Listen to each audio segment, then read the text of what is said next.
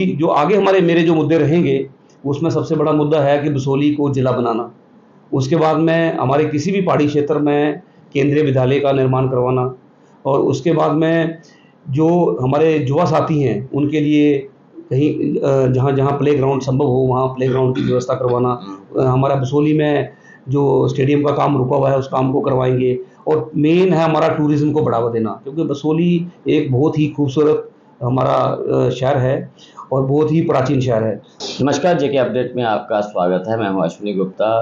दोस्तों, आज हम बात करेंगे बसोली विधानसभा क्षेत्र की। बसोली विधानसभा क्षेत्र जो एक तरफ अपने आर्ट को लेकर पूरी दुनिया में प्रसिद्ध है, वहीं ये जो है पर्यटक हैं उन्हें भी आकर्षित करने का काम कर रही है।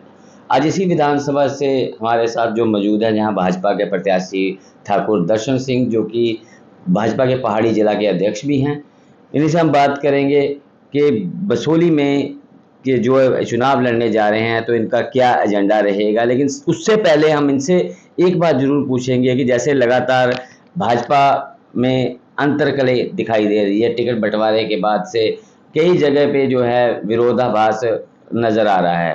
तो दर्शन जी, सबसे पहले तो आपका जेके अपडेट में स्वागत है और यही सवाल आपसे भी, सबसे पहला सवाल कि क्या बसोली में भी भाजपा कार्यकर्ताओं में कोई इस प्रकार की कोई अंतर्कलह है या नहीं?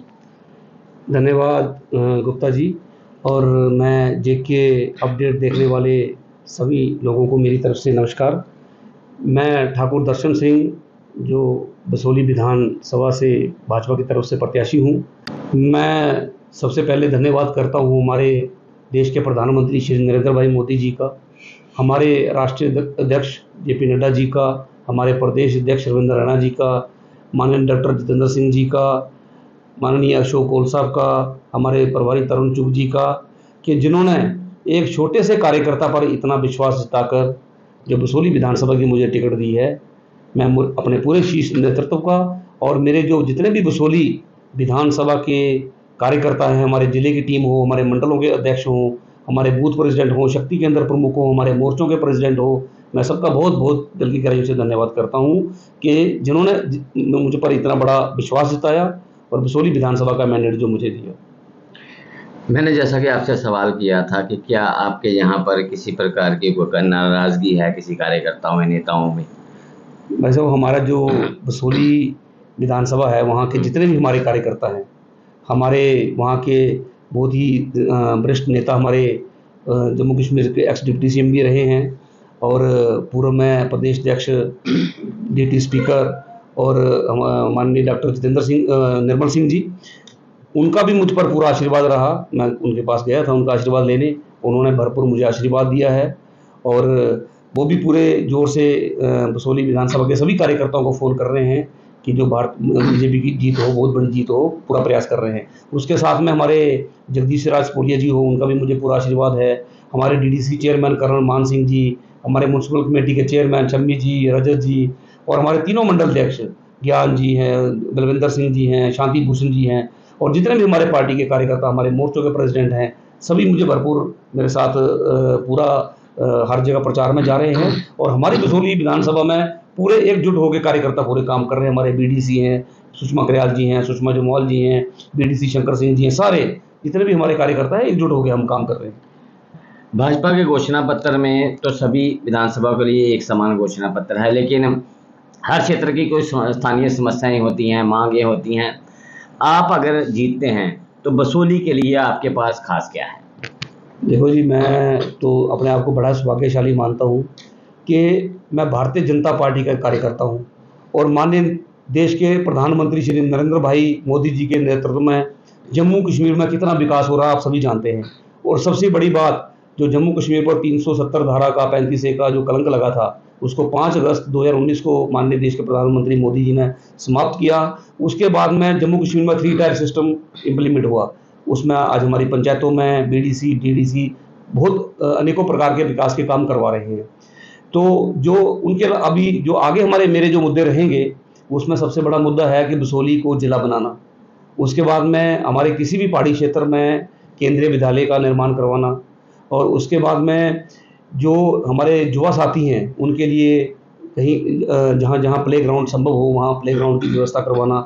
हमारा बसोली में जो स्टेडियम का काम रुका हुआ है उस काम को करवाएंगे। और मेन है हमारा टूरिज़्म को बढ़ावा देना, क्योंकि बसोली एक बहुत ही खूबसूरत हमारा शहर है और बहुत ही प्राचीन शहर है। उसमें जैसे अभी पुरथू का एरिया है, हमारा अटल सेतु का ब्रिज हो, उसके बाद धार मानपुर का एरिया हो, बहुत एरिया खूबसूरत एरिए हैं। तो वहाँ पे थोड़ा-सा डेवलपमेंट की ज़रूरत है। वो हम पूरा प्रयास करेंगे वहाँ पे डेवलपमेंट हो, बाहर से टूरिज़्म आए और हमारे जो लोकल लोग हैं उनको रोज़गार मिले।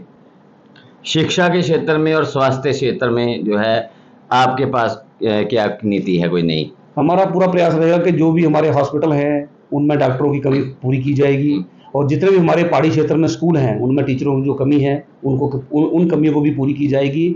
और जितने भी हमारे पहाड़ी क्षेत्र के स्कूल हैं, उनमें जो जितने भी टीचर कम हैं, उन टीचरों को उनकी भरपाई की जाएगी। आप कितनी तारीख को नॉमिनेशन फाइल करने जा रहे हैं और कैसा रहेगा आपका नॉमिनेशन भरने का जो तरीका स्टाइल है, क्या रहेगा? मेरा 6 तारीख को जो है नॉमिनेशन है, उसका 12 बजे का टाइम है। और हम सब के लिए बड़ी गर्व की बात है कि मेरे नॉमिनेशन में माननीय हमारे पीएमओ मंत्री डॉक्टर जितेंद्र सिंह जी आ रहे हैं। उनके साथ में हमारे राष्ट्रीय महामंत्री तरुण चुग जी आ रहे हैं। तो मैं आपके माध्यम से पूरी बसोली विधानसभा की जनता से अपील करता हूँ कि ज़्यादा से ज़्यादा भारी संख्या में वहाँ 6 तारीख को 12 बजे रामलीला ग्राउंड में पहुँचें। वहाँ पे हमारा 12 बजे के बाद में नॉमिनेशन होगा, उसके बाद वहाँ रैली होगी।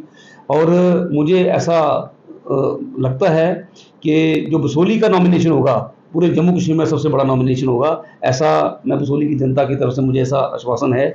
सभी लोग बढ़ चढ़कर उसमें हिस्सा लेंगे और मैं सभी से अपील भी करूँगा कि ज़्यादा से ज़्यादा संख्या में लोग जो हैं वहाँ रामलीला ग्राउंड में 6 तारीख को 12 बजे पहुँचें। अपनी जीत के लिए कितने आश्वस्त हैं आप? लोगों का बहुत ही प्यार और स्नेह मुझे मिल रहा है और बसोली विधानसभा की जो जीत है, अगर भगवान भोले शंकर माता रानी ने चाहा तो एक तरफ़ी ही जीत होगी, एक तरफ़ा ही जीत होगी। ऐसा मुझे जैसा हमारे युवा साथियों का, हमारे बुजुर्गों का, महिलाओं का सबका आशीर्वाद मिल रहा है, तो वन साइड ही हमारी जीत होगी।